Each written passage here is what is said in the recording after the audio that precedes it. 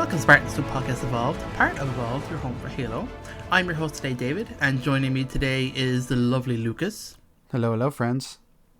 And the salacious Steve. We're back again. It's like happening more than once every 6 months now. Dude, it's crazy. I mean, the Podcast Evolved content is exploding right now. Oh my goodness. We were at 200% better than we were this time last year, which is incredible when you think about it. Well, listen, just don't think about it. Listen, if this game comes out in like 2 months, so if we get Colin back, like we're at 300% for mission debrief.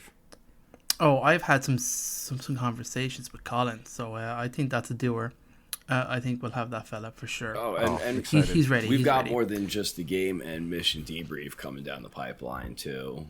That's true. There's stuff happening. I mean, we got another new book announcement. Yeah, it's fun. two books in the pipeline coming. I was slightly disappointed. Well, I was excited at first for the book, and now I'm kind of disappointed. I'm still excited for it, but because it takes place in 2560 and not before the events of Reach. At first, I thought we were getting like a Noble Team like backstory, but it looks like it's just June. Which is still exciting. It's like how we got Alpha 9 Part 2. Now we're getting, Noble Team Part 2. It's not really Noble Team, but it kind of sort of is in name, the same way Alpha 9 wasn't the same members after a while. Yeah, that's true. Well, it's Troy, which is good. All 100%. It's like, they say it's like, was it new and old characters, so like, who knows who that old bunch of characters will be that June will be interacting with, but just remember, it's got to be at least a couple characters worth killing off. That's true. We've got to see some dead people. Okay, guys. So today, what has brought us out of the darkness is the Halo campaign Evolved. There's been a shit ton of content since Microsoft had their press conference like a week ago. Actually, this day week. As of recording, and we got a whole bunch of new information in the week preceding or the week since then of all the videos being pushed out. There's so much information around this game, way more than I thought they would have, but at the same time, okay, it's coming out in 2 months, so this game is shaping up real nice, and since it's still probably my favorite Halo game, I'm still obsessed with CE. I'm getting myself pumped for this one, just for everything I've seen, the stuff that I've read. There's just so much. Can I also say that the Xbox showcase, like, in general, was pretty fire? Like, since we've gotten this new leader of Microsoft or Xbox gaming, like, it's been like a 180 in the last like 6 months, and like I'm really excited for like some of the Gears of War stuff, some of the other things they showcased, like the Metro game, and like just it's got me excited for gaming on Xbox once again. Yeah, there's some crazy stuff coming out of that place. Just from like, I mean, there's a lot of people going to lose their jobs. There's a lot of stuff going on happening over there, and I know that they probably have to because they're just so big, and they got to change the way they're doing things really. So I also thought it was really good. I liked the conference too. Let's just see how they go, man. I mean, this is all we can do, but I'm excited. I'm also quite excited. So let's go through social real quick and get into the main topic. So, if you're new to the show, how are you new to the show? I don't understand how you could possibly be new, but if you are, welcome. This is our main show, and I say main show, right now this is pretty much all it is. Between this and book club, this is what we're rocking. We have a whole bunch of our older shows, so we touched very briefly on Mission Debrief, which was a podcast series we did with myself, Colin, and Krista, with one or two others kind of jumping in, where we played through all of the Halo campaigns and did a podcast essentially about every episode, about every mission. So we did it all. It was pretty awesome, and now we're lining up to possibly try it again because we got a new game coming up. So watch this space. And there's other shows that we did over time that's worth kind of checking out. And if you want to see all our shows, are curious, we have our website, which is haloevolve.co. It's also halopodcast.com, which I always love. So if you want to head over there, please do. You get all of our different shows and a whole bunch of content that we make or have made. We also have a Patreon, so guys, thank you so much. You're the few stand-ins that we're still there, so thank you so much for sticking with us. It's very much appreciated. The few, the proud, the Spartans. Yeah, exactly. So if you're not subscribed and we're curious about doing so, you do get exclusive rewards. You get early episodes, you get some unique swag dedicated to you. We have our own podcast soundtrack, which is you get access to, which is really slick. And you also have a podcast that's dedicated to Call It Would Have Been Your Podcast that Ian manages. And we're getting an episode or two here or there coming up.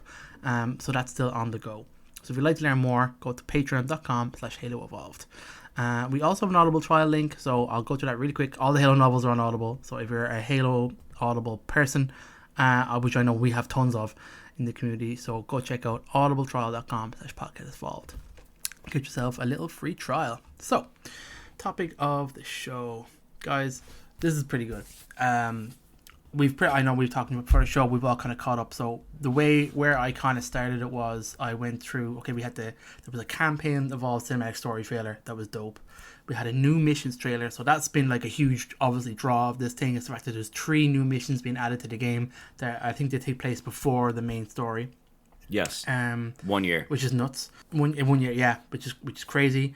The Skulls and Remix trailer that really got me hype. So we'll go into detail about some of the things we saw there. There's a third-person gameplay. Did you guys see this? This is nuts. Yep. I was pretty impressed with this. So, and then there's the campaign of there was a 28-minute gameplay demo where they did play the Assault of the Control Room. That was pretty cool. So I watched that and kind of skimmed through a little bit I learned a lot just from watching the gameplay of that, of some of the things that they hadn't actually announced formally. So obviously they knew people would take that thing apart, and I have to say, I really enjoyed reading the comments on that video. A lot of people were like, people are hyped as shit for this. I'm very surprised. I thought people would be shitting all over it, but people are enjoying what they're seeing, so I thought it was pretty cool. I'm going to read, this is like the section from the main page of Halo 8 Point for this game, so that'll get you guys to jump in. So, it essentially says for this game, it's called Halo Campaign Evolved. It's a faithful yet expanded remake of Combat Evolved's genre-defining campaign. It's coming in the 28th of July, 2026. So I want to talk about that date a little bit later because I think they're very fucking clever at what they've done here. They're rebuilt with high-def visuals, enhanced cinematics, refined gameplay. Halo Combat Evolved enriches the Master Chief's original adventure with 3 new missions, a broader arsenal of weapons, hell yeah, new vehicles, new enemies, more gameplay modifying skills than ever before. You can experience the story together in 4-player online co-op with seamless cross-platform play, which is insane. Shared progression between console and PC, and 2-player split screen. So everyone can go, yay, split screen on consoles. That's amazing.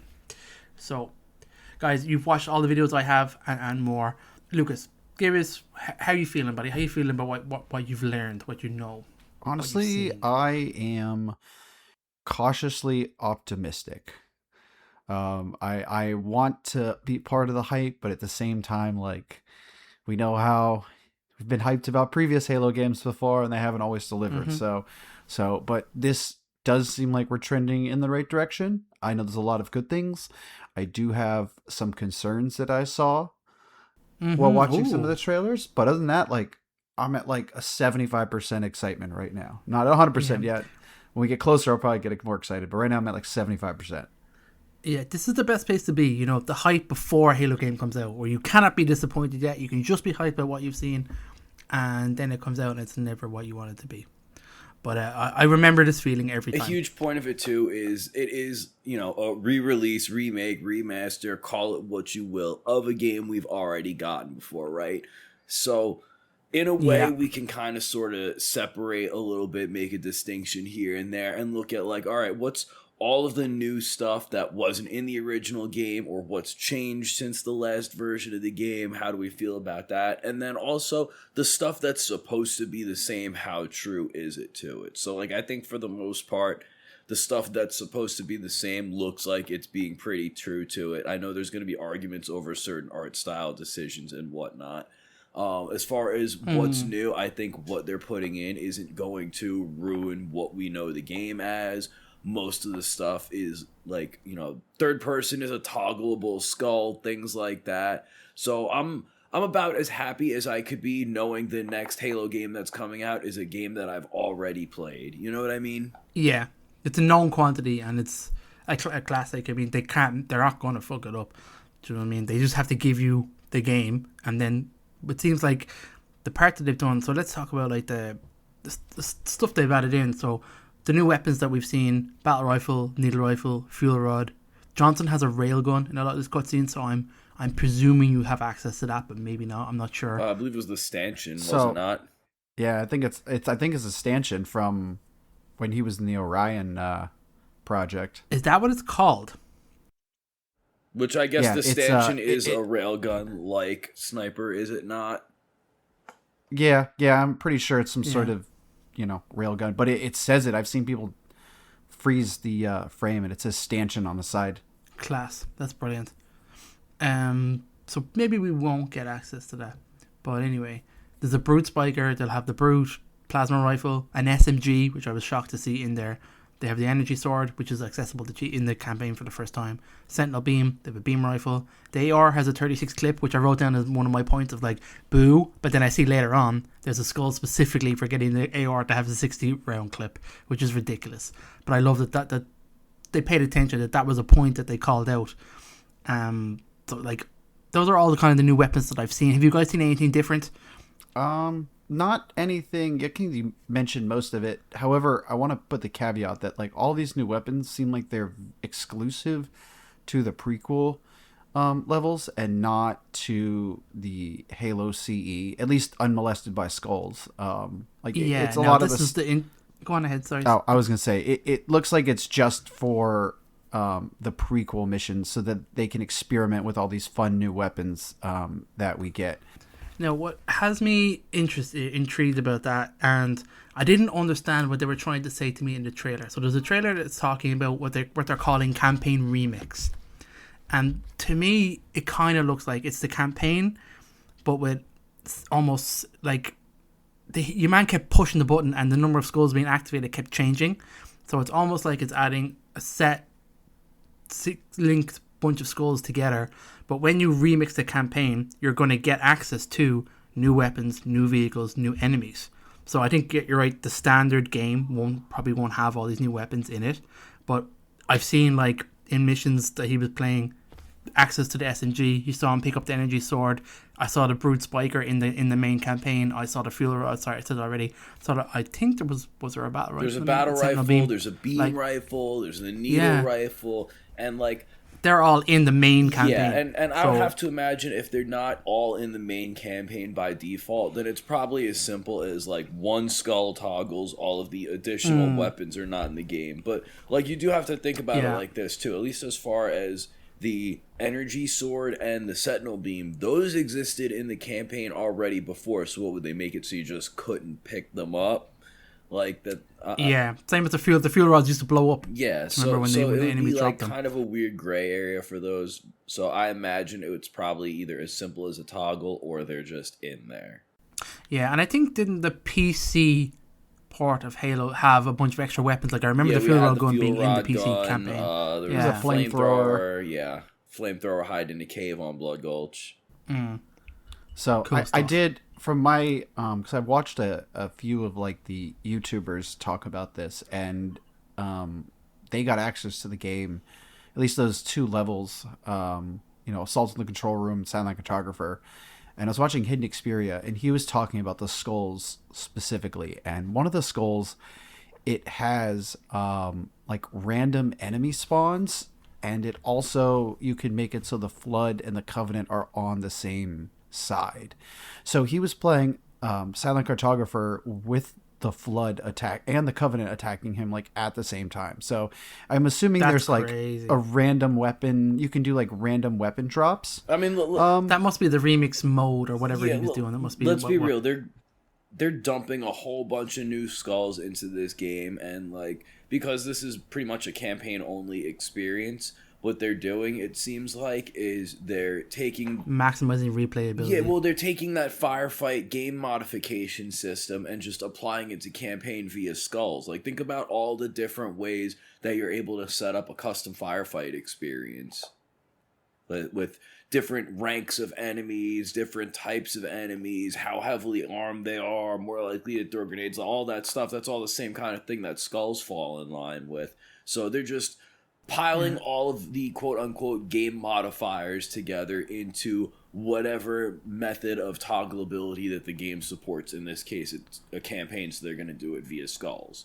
If it was which is if very it was a cool. multiplayer game, it would probably be all tied just straight into the UI, like creating firefight match or something. Yeah, I would agree. They look like, to the skulls, there's 42 total, which is nuts. There's 3 in each mission to find. They've random stuff like the floor is lava. They have I love it if you want to go for an authentic kind of playthrough. They have a series of skulls. One is magnified to get your AR to 60 rounds.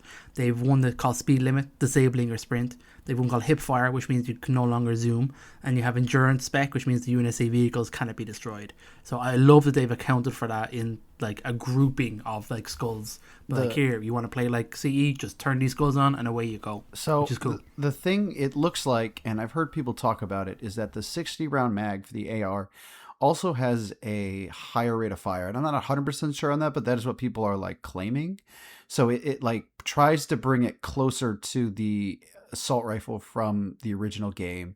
And so I hope at least those skulls, like the legendary skulls, are the ones that are legacy skulls, are the ones that are there like from the beginning of the game. Because if I have to look for that skull, like I'm gonna go find it and then I'm gonna play through the game, because I feel like the 60 round mag, it has to be on at all times for me. Like some of the other ones, like the sprint and whatnot, like I could have it or not have it, but like the 60 round assault rifle mag, like I feel like that's the one that I want. I wonder if that skull also makes the Magnum like super duper overpowered too. Well, it looks like it only has it's for the AR. It's a specific skull for the AR. So it's not messing around with other magazines of other weapons. It's just AR holds 60 round magazines. Oh, let's not pretend they can't do hidden modifiers that they don't write in there. That's true. So I might just do some quick maths. If there's 42 skulls and they said there's 3 in each mission, that would mean there's 14 missions, which I think there isn't 14 missions. So presumably there is. I looked it up. It was 9 it must mean there are skulls correct. that aren't locatable. Yeah, and then that there's feels 3 right. new, so it's 12. So you're saying there's like 6 that are like there originally? Yeah, quite possibly, or maybe just ones that can be unlocked by completing the mission or whatever, completing the game on a certain level of difficulty. So hopefully that is those ones. That they'll have like, okay, you have to go find Bandana, that kind of makes sense, or Grunt Birthday Party, but maybe you can just switch on the ones that are like, give you the OG experience. I'm thinking about it right now. There is no way in hell the community wouldn't throw the hissiest of fits if that sprint toggle wasn't in there right off the rip. With as big of a deal as they made about, don't worry everybody, sprint is going to be a toggle, and now it turns out it's going to be a skull. You better bet your ass that skull is going to be in there by default. So I have to imagine that couple of OG inspired modifiers are going to be there right off the beginning, so that way everyone doesn't throw a shitstorm and like, review bomb it or whatever. The internet has their way. Yeah, that's true. I think the one skull that's got me one of the most excited ones out of the new ones is it turns every level. It adds the flood like fog, that like greenish, brownish fog is in every single level. And then you can turn enemies to the flood. So can you imagine playing the Pillar of Autumn with the flood and like with the flood fog, and you have to like navigate a ship? It's like gonna feel like the Mona Lisa, but inside the Imagine Pillar of if they Autumn. like kind of Easter egged keys into the freaking grave mine early or something on the Pillar of Autumn. That'd be awesome. So can we talk about the prequel and how Johnson is wearing his Orion armor from the Spartan 1 program? Oh, nice spot. That's pretty cool. Yes, he looks a little different. He's got the stanchion. Chief is in Mark IV armor, even though he's got the Legends helmet, but Chief has always had special helmets and armor. stuff. But yeah, it's pretty much Mark IV armor, the just armor with the Legends helmet. is so good. So, like, this... I'm loving the armor. This series of missions is a year before the events of CE, and it's, like, right before Chief starts working off the Pillar of Autumn in Operation Meteorite. Meteor or Meteorite? I'm having a brain fart. Meteorite. Meteorite, okay. So, it's a little bit earlier on, which is cool. Behind enemy lines, looks like it's, some asset denial... high value target type stuff. We'll see what happens because they keep talking about the missions change. So I imagine things will go sideways beyond the exposition. It looks like they're on the beginning. It looks like they're on one of those like agricultural ships that like the Covenant used to like, grow crops for their troops, or to keep like the grunts. They hang out without their methane tanks. Like it looks like I'm pretty sure it's one of those types of ships. I also saw space combat too. Yep. Space combat looks Space great. combat's coming. Seraph. We do know that prior to the events of Combat Evolved, one of the many things that Chief was doing was asset denial of major Covenant resource hubs that were giving them the ability to hit close to human controlled space. So looks like that's about what we're going to be doing. Yeah, space combat is back. We know the game is based off of the Reach engine, and they're reusing a lot of like Reach animations and stuff like that with Unreal over the top of it. So it's nice to see they at least took advantage of the fact that that mechanic exists in there and brought it back again. Like that's gonna be really cool. Which just means that mod support, even if it's not like the 343 or my bad, Halo Studios doesn't have actual mod support. Like the community already has all the tools and all the resources to mod this game, like without even trying. Yeah, you better believe the first time I play that space combat level, I'm gonna have my flight stick right off to the side, ready to go. I'm gonna switch over to that thing because I already know it works because I've used it on Reach before. Oh, nice. That's pretty cool. There's some, man. I'm looking at the kind of the new mission trailers as well. Like the Chief armor looks so good, and man, I want that so badly. John, but what do you think about Johnson's VO? Like that actor is not the same actor. Like it's to me. No, it's a new voice actor. So different. Yeah. Yeah. Is it new for this one?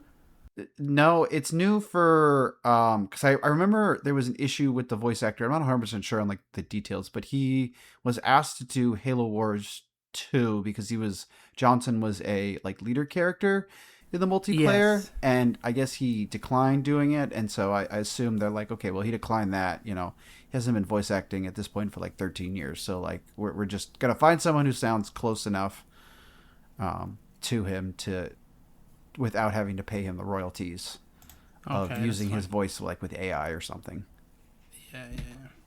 Okay, that makes sense. I'm looking at the stanchion. The stanchion was wrecking my head when you said that name because it was just, I knew it was from somewhere else. It was in Halo Wars 2. Do you remember the DLC you controlled like an ODST squad? Oh, one of them had this gun. We also had it as like a model for the sniper in Halo Infinite. I want to say maybe it was like a rec weapon in Halo 5 or something like that, but I'm not confident in that answer. That's okay. So I am glad that they're actually like they thought about the lore in this, and it's not, and obviously they're going to put shields in because it's kind of how in Halo Wars where they put shields in, and it's just like it's just how it's not actually lore accurate. It's just, hey, we're just doing it so players can still know how to use their shields. They don't have to worry about like a whole different mechanic on health and whatnot. I think I'm okay with that. I'm not going to be too worried about like, oh my god, you don't have the lore accurate fucking shields or armor set up. I think that's totally fine. Well, let's be real too, because the original Combat Evolved, you were dealing with health packs and stuff as well. Yeah. So has anybody noticed? Are we still dealing with health packs? No, we are not. I've not seen one. No, so we're not. Okay. It looks like there's 2 health bars. There's your shield bar, and then there's like a little rechargeable health bar underneath. So it's going back to kind of the Halo 2, Halo 3 ways of like getting health, which so I've heard some people that are kind of upset about that. They want their health packs, and there are other people that are like, yeah, I take it or leave it, and I'm kind of in that boat. Like I take it or leave it. I feel like that's going to be like the one major difference between this and the OG game that you won't be able to do with a skull toggle or something or other. Yeah. Going back to the space combat, it looks like you're in a Seraph flying around shooting the crap out of. It looks awesome. It does, but I'm also it might not be a Seraph, because if I remember correctly, when they've talked about the Seraphs in lore, it's like the ship is like fused to your body or something, or you just can feel the pain that the ship like receives. Okay, I don't remember that. I could have sworn I read it. It might have been the Kilo right 5 franchise, trilogy. bro. No, I think I'm because It's not Battlestar. it's not Battlestar. No, I'm almost certain that they mentioned the Seraph fighters are like really. It's almost like being a kamikaze pilot, where like you're just in so much pain from everything that happens, and your body controls the ship like it's like connected to you, like you're one with the ship. Yeah. Okay. Well, they're a similar shape as the Seraph. It's where it brings me like you don't have a cube, but like I'm down for more space combat, more space, because that was obviously so good in Reach. Yeah. Oh, yeah. I can't. And then someone's gonna mod it, and someone's gonna put a different. They're gonna go back to the different ships on it. And one of the other things from the same trailer, Johnson shoots a brute and makes him rage. It looks like it has like a device that's like charging this brute, and it makes him attack his allies. And then the trailer does like a weird cut to like the camera being behind a brute as he's raging, and in third person. And my brain is thinking, are you controlling this? Can you like shoot this device on a brute and then take control of him and actually play as the brute for a limited period of time, killing enemies? Did anyone else pick up on that, or am I just making things up? I wasn't sure if that was just like showcasing animations or whatever in a different camera angle, trying to be cinematic. I wonder. More just the way it was. I shot him with this thing that was supposed to stun him or whatever, but instead of stunning him, it just pissed him off. Yeah, that looks cool though. I love that. That is a mechanic of like obviously having the brutes in the game again, or again in this campaign, even if they're only the new missions. But like, I love that you could just use them against their allies and making them rage. That's so cool. Yeah, man. There's so much just to go through in this. What was I doing next? Space combat brutes. That's pretty good. Be the co-op. Vehicle hijacking. Love this. Absolutely bring that into CE. I also noticed you can get back into the. You can get into the Wraith too. Getting into the Wraith. Hell yeah. That's gonna be. That's gonna change so much. Just being able to do these things, and then having the Ghost and the Wraith be able to boost. I also noticed that obviously UNSC vehicles can be destroyed now, without the skull on. And then they also have like the Scorpion. I noticed is Halo 2 style, where like the gunner is a separate seat. You can get like a gunner person in, so you're only controlling the main turret of the tank now. So I thought that was interesting. Yeah, and then I also noticed that, at least I saw it on Reddit, that when the ghosts go over the snow, that it like melts the snow beneath the ghost. Oh, and, like, no it turns, way! Yeah, that's I saw that. So I saw cool. that like yesterday, and I was like, oh, that's pretty cool. I wanted to talk about unnecessary third detail. person I love a little bit. Like, we're talking about vehicle hijacking. Yeah, let's do it. We talked about third person. Like, I know a lot of people what you got? I was gonna say one thing. I just looked it up for the Seraph. It says, and I want to just clarify, it is piloted through direct neural interface that immobilizes the pilot's body to prevent self-injury. It says the machine link causes physical pain in exchange for superior ship control, saying Heliolites enter a meditative state to endure the pain, while brutes embrace the interface burn for focus. So it is like so it might be a Seraph where Chief has to like deal with the pain, or it could be into the neural interface of the suit. Yeah, with the suit, that could be a definite thing. But yeah, so I just wanted to clarify that I went and looked it up. Okay. Yeah, no, so with third person... So you're not a crazy person. A lot of people are like, oh, what are we doing putting third person in my first person shooter?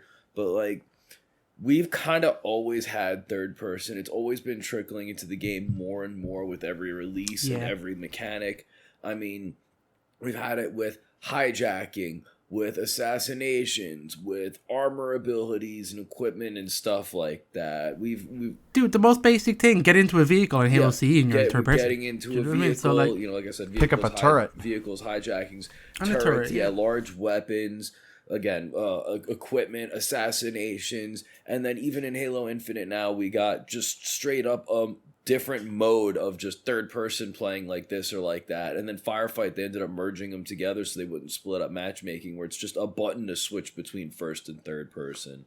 Like, at this point, it's here. Just leave it. Like, plenty of us were modding CE to be third person completely, at the press of a button way back in the day. It's nothing new. Like, it's a toggle. Just chill. No, but even like it's a single player game. Play it any way you want. You don't want to use third person. That's fine. So like, you don't have to use the skull. Perfect. They need a reason to show off the skins they're trying to sell us.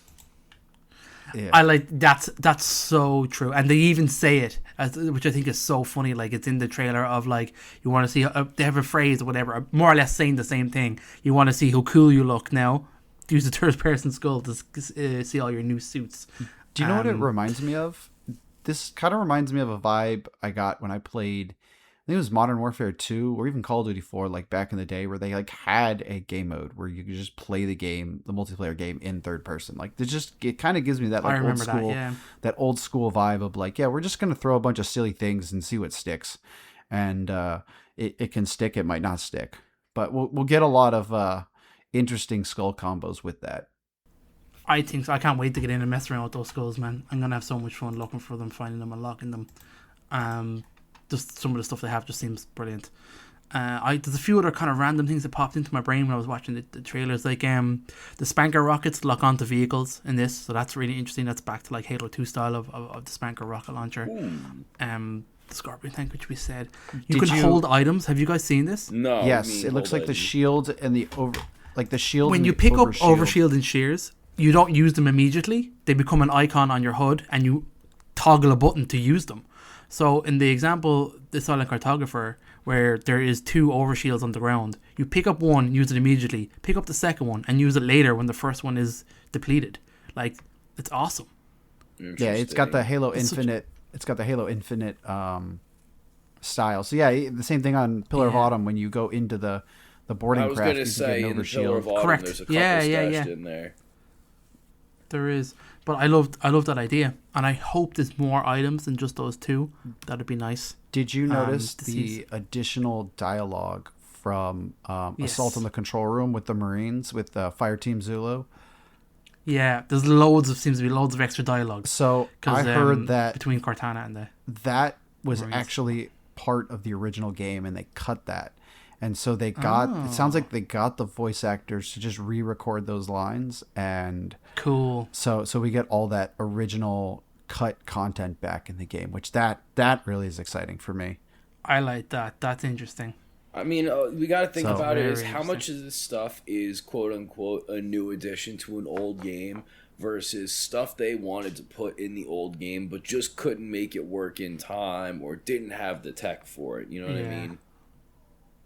Well, it amounts to the same, more or less. I mean, it's like it wasn't in the first game, then it's new content. You know, I mean, regardless of whether or not they had it built and just didn't use it, or have developed new stuff. I mean, in terms of the spirit of it, like you can look at it through a lens of like this is all stuff that wasn't in the original game. It shouldn't be here. Versus, who knows? Maybe this is the spirit the original game was meant to be, and they just couldn't pull it off the first time around. And like that's one of the things that's come up as far as the style of the Forerunner architecture and the reflectiveness, the material, etc., etc. It's not different just because they changed it. It's different because they didn't have the tech to pull off the look they really wanted back in 2001. That makes sense. That's true. They did. It does look like they took some criticism from the original trailer, and they added some more browns to all the Forerunner interior structures. Because when they went into like the interior of the Silent Cartographer, I was like, wow, it looks a lot more brownish and not like everything looks less shiny and new. Everything looks a little bit more worn, which means it sounds like they're listening somewhat to the community on their concerns with this game. That's pretty interesting. I'm watching the third-person gameplay trailer now, and it is super slick and shiny. Yeah. In the Silent Cartographer. I guess I can go through, some of my complaints or some of my criticisms that I had. I did want to come back to that. I think that's more or less. I don't have any other bullet points that we haven't talked about. So yeah, I want to talk about the pre-order stuff and the collector's edition. But tell me about your concerns. So I was watching them sprint, and so what I've heard about this game is that it is designed to be played, or at least the level design is as if sprint is not part of the game, and that people have concerns that like people have the ability to just sprint through the game like with and rushing through everything, which is a general concern. But like watching speed running, dude, it's like, come on, that's what people do. Fair. But watching the sprinting, it looked like he had the pistol and he was sprinting, and it looked like if you went to go run and you did like the game run where you like swing your arms back and forth, but then if you like spread your arms out slightly and try to do that, that's how it felt when he was running with the pistol. Like his arms couldn't run with his arms at his side. He had to like keep them up, and it looked a little awkward with the running. I'm looking at it now. I know what you mean. I know exactly. It looks a little awkward. The way he runs. And then I've heard complaints that the sniper rifle just looks like the sniper rifle, but like the positioning on the screen, like if it just was like lowered slightly on the screen, it would look a little better. But it takes up too much real estate, you reckon? Yeah. So other than that, in fairness, we have been able to adjust weapon positions on screen for a couple of games now. Is that true? At least on PC. Yeah, you can. Yeah, on Infinite you can do that. So I heard people say it wasn't in the little gameplay demo, but that could just be like, hey, developers. Sure, it's a gameplay demo. Yeah, that's a gameplay demo. The developers aren't gonna give you all the tools. My other complaint was, and Hidden Experience brought this up, where he was talking about some of the sound effects, and like there are some original sound effects that they used, and then there are some they added some new sound effects for certain things, and it seems like they took a lot of like the legacy Halo sounds, or some of them, and they replaced them. It's like the sword, when you open the sword, the sniper's vastly different. Like there are just some sounds that just like I wish they would have just kept, and like just some iconic Halo sounds that they just would have kept. They kept some of them, but like I don't understand some of the reasons for removing others. So if like just doing new stuff to do new stuff. If those are my only complaints, is like they run funny, and like I have complaints about running and like some of the sound effects. Like I think I'm on a pretty good track if those are my only nitpicks. Yeah, and again, like as far as the weapon positioning too, like don't forget everybody.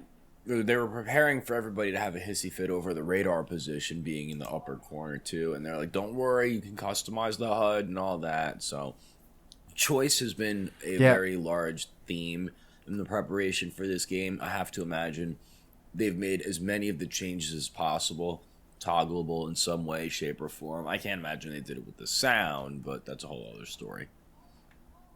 Yeah, I can imagine there's a way to like bring the game as close back to the original as possible, so you can get the original experience with a much prettier looking game. I thought the music was perfect. The music sounded awesome. Oh yeah, you can't go wrong. And then we're gonna get all these updated cutscenes, which I'm super excited about, and some additional dialogue, and just there's gonna be so much more lore. I bet they're gonna drop into this that we're going to pick over when the game does come out. I wonder what we get. Yeah, I'm looking at the sniper there. It's pretty, but I remember the sniper being pretty beefy on the screen, even in CE. That looks massive in this game. Yeah, it was big back in the day too. Yeah, I believe the scope was a little bit of a goofy shape as well. I do. I remember being able to even look through, not like have the scope. Yeah. Not look through, not but you could look into it, like, and see it would show you. Yeah. Little night vision. Also, this skull called Arachnophobia. The core issues you rifles and wings that allows you to do like crazy jumps. That's going to be so much fun. It pretty much seemed like breaking levels. I think that was the like name there's of the somewhere you skull could like almost they fly. added an MCC that let you fly. Yeah, it looks awesome. One. That's so cool. So they're like, please break our game. Like, we don't care. Yeah. Which is kind of how old school Halo was like, where it's like, I don't remember how many times on the Covenant on Halo 3 where you like broke out of the game, and like right where the Scarab fight happens, like you can like kind of break. I've done where you get the scope, but there's ways to like break out of the level, and I've done those a handful of times with friends. So it's good that they're like embracing that. Also, looking at this AR with a 60 clip, the rate of fire is so much faster. I'd say that skull messes definitely with that gun a bit more than just the clip. Because he's mincing through elites here. I mean, for the most part, like, everything that I've been looking at just looks phenomenal. The Banshee looks gorgeous. The cutscenes look beautiful. Like, the only thing that's really stood out to me as being ugly is that one cutscene of Cortana's face that everybody's photoshopping over. Cortana doesn't look great, and I don't think Keys looks great either. To be honest. Oh, and then there's the meme with Johnson looking like Steve Harvey. I'm gonna be honest with you guys. I use Glass 2K on my PC a bunch, which makes it so you can make like a window transparent. And I found a couple of pictures of both of them with their head and face at like the exact same angle, and I overlaid them, and they're way more similar than you really want to admit. I mean, it's a little funky, but if that's my complaint, if the gameplay is fun and we're gonna be able to play with our friends, like I'm pretty happy if that. Johnson like retired and started eating a bunch of junk food and hosting a game show, we know what he'd look like, is all I'm saying. But instead he would actually have a cigar. He would have a cigar throughout the entire game show. Okay, do you want to move on to the collector's edition? Yes. So they have two editions that they have. They have a digital deluxe one, and they have the collector's edition. Let's jump to the collector's edition first. I was gonna say, you're talking about the one that nobody can get, right? Yes, I think I literally looked at what it was and went, yeah, I'll put down money on this, and it was like, no, it's fuck. You could only get it from Halo Waypoint Direct, and the post I was looking at literally had been edited almost the same day, telling you like fuck off. It's sold out. I don't know if any of you know if anyone got one. I don't think I know. I think I know one or two people who got one. Do you know how much it was? Of our communities. How much was it? I did not look at the price because I didn't think about it. Like, I was like, oh yeah, I'll consider it too, and I'll look a few hours later, and like by the time I even got around to looking, gone. Oh man, like just the box that it's set up in looks beautiful. Comes with an awesome statue of Chief. The steelbook is amazing. It has the disc. The disc looks so slick. It's all grey and silver, and oh man, it looks so good. They have a weird thing that I love is that they have a physical game manual. I love that. I love that idea so much. It looks beautiful. I hate that it's a selling point. I know. But I like that it's a thing that they made. And there is some Cortana chip, which I can't remember. I think it does something. What's the Cortana I made it a point to like not go and learn what all came with it after finding out how quickly it sold out. Because I was like, you know what? If you're not even gonna make it so we can buy it, I'm not gonna advertise it for you guys. Yeah. It doesn't. Well, it's not it's a LED replica of Cortana's data chip. That's it. It's just a little chip that lights up. I thought it did something. But yeah, and there's prints, concept art prints and stuff like that. But I've seen some of the scalpers, some of the prices, and I've also seen people retaliate.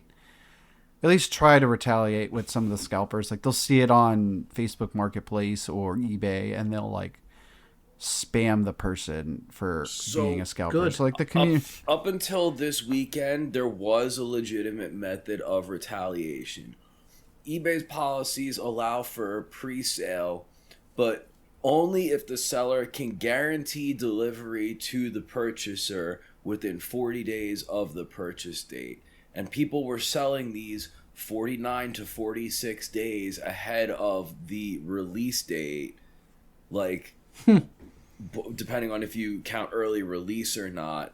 And Microsoft's not going to be shipping this stuff out, 2 weeks ahead of time where you're going to have enough time to receive it and then ship it out and fulfill an order. So like this first week worth of people listing them, absolutely you were able to go and like get their listings taken down because there's no way they could guarantee delivery within policy date. But now that window that's actually really smart. Closing. Yeah, that window's gone. Rapidly closing. I think we're at what? So, I mean, we're at 44 days, I think it is now. So they've got, till the end of the week, essentially. So everybody go report those listings. Scalpers. Yes, 100%. Fuck those guys. So let's talk about the version of the game that we can actually get. The digital premium edition. The Halo Premium Edition. So 5 days early access. I'll come back to that point. You get the game, obviously. You get access to, they have the Art of Halo, which is a digital art book. They have Halo Hunter, but what's it? Sorry. Oh my god, it's read the text, David. Instead of doing that. Digital premium perks. There is Hungry Buzzards. That's what it is, which is a digital short story done by Troy Denning. It is a essential companion piece to the Operation Meteorite, which is obviously all your playable involved. So that's pretty cool. And they have a digital game manual, which is, at least we get access to the manual, even if you can't have it physically. But I think that's pretty cool. It also comes, like, the artwork for that Hungry Buzzards is amazing, by the way. It's fucking so cool. It's all these big fucking uber mechs with Chief there. Basically, to give a story behind the big mech suit skin that we're getting with it. It looks a whole lot like Prototype from Legends. That's exactly what I was thinking. So there's an armor pack called the Alpha Halo armor pack. So it comes with 5 armors. The Splintered Warden, which is mental looking. The Mobile Armor Type 117, which is dope. Gestalt, which essentially makes you look like a hunter. You have Timberwolf, which is dope. And then you have the Lachagas, which is a kind of like a Legionnaire kind of style. We've seen it in Halo before. There's been a bunch of them. Of similar kind of armors. You get, obviously, there's a couple of weapon skins that go with that. The Timberwolf has a sniper rifle that looks crazy.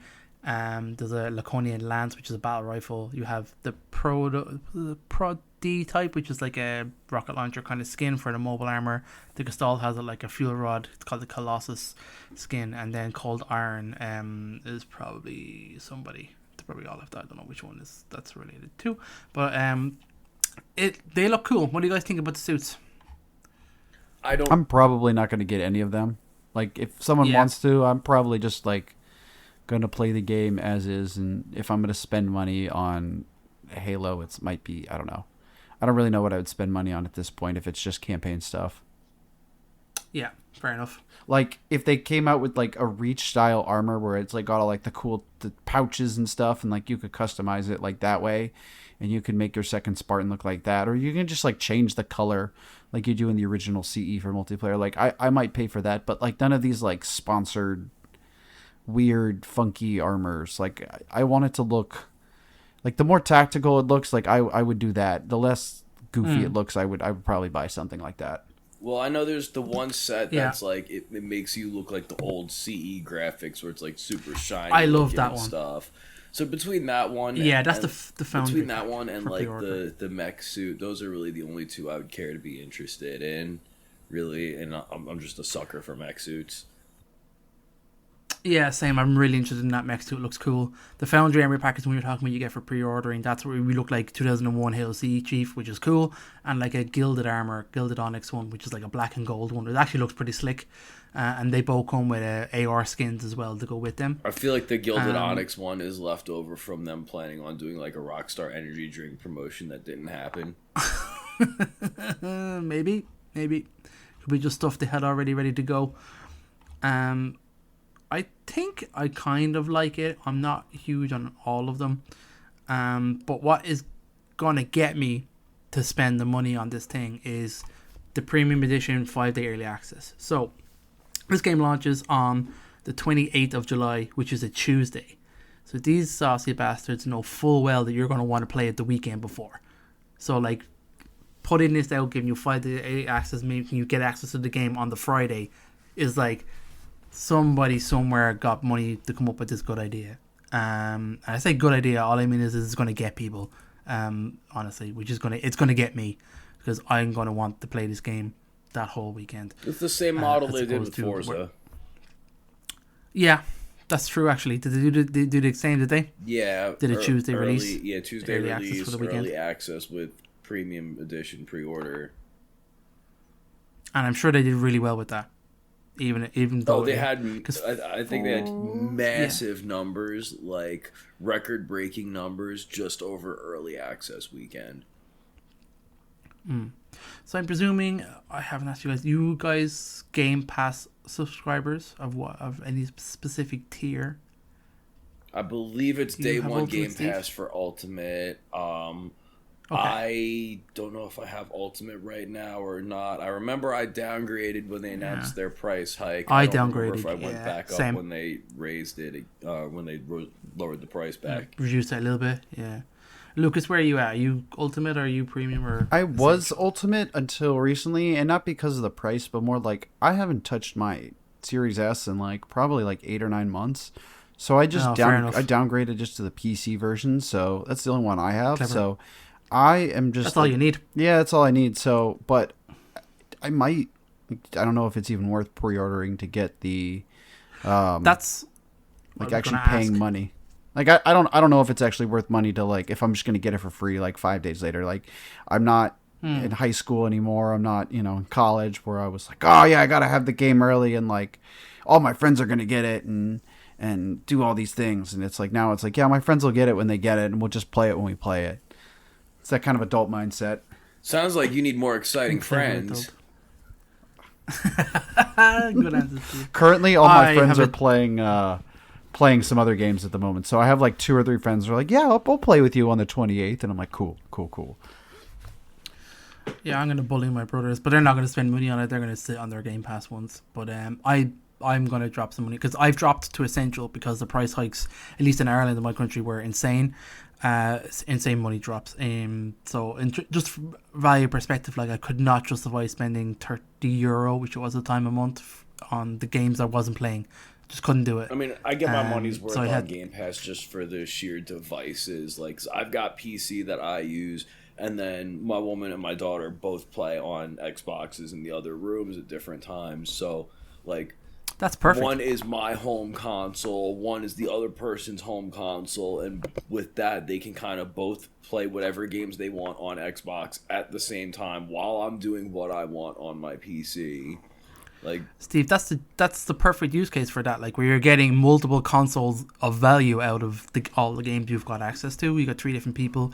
I mean, there was a point a few years ago where they did a family pass, and they actually did it in Ireland. They only did it in a couple of countries, and I know they didn't do it in America, but they did a Xbox family pass and they did it for Ireland, and that was the heyday, man. That was perfect. I mean, I split that cost with myself and 2 of my brothers, and we just played together all the time, whatever we wanted, full access to obviously everything.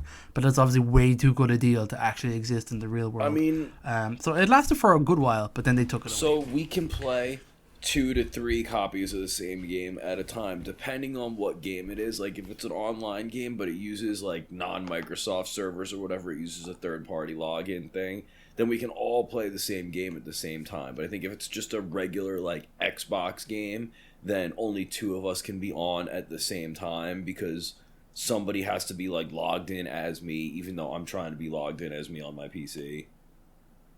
Like, it gets a little tricky. We've been able to do it with some games, not others. I can never remember until we have to sit down and actually do it. But I know like the 3 of us have sat and played, certain games across all 3 of them. That you can also do like. So you can also do like the guest pass, or not like the guest pass, but like you sign in as a guest. It's like that's always an option when you do like split screen co-op. I don't know if it's going to go up to. Well, you're not going to be able to do 4-player split screen co-op. You'll do 2-player, but that is still another option. Yeah. I know also for players that if you have Discord Nitro, that also gives you Game Pass. So like. I don't know if that's certain level. I'm not sure if that's a cheaper option or not. Regular Game Pass. It's probably because you also get like Nitro with Game Pass, but it's not full Nitro. Like it's not even basic Nitro. It's probably I'd say the Game Pass Essential is what I have, which is the lowest one you can, and I think it's actually a pointless tier because there's maybe 50 games on it. They do not update. They're very slow to make any changes. I haven't even gone into that area of Game Pass, or I haven't even gone to Game Pass since I've dropped the Essential, since I figured out what it was, and I was like, oh fuck, it's nothing. Like, so I imagine that's probably what they're offering because it's the cheapest one. Probably. Okay. I remember. Right.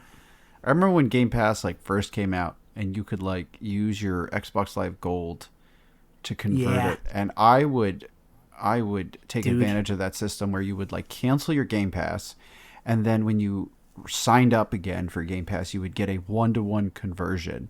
Because if you just did it, if you used the gold, like while you had Game Pass, it was like you'd get 1 month for every 3 months of gold. So if you did it when you signed up, it was a 1-to-1 conversion. So I would buy like 3 years of Xbox Live Gold and then just transfer it all to Game Pass. And then I would never have to pay for any of it. But that has unfortunately gone the way of the dodo bird. And I have to pay for it monthly. The subscription lifestyle.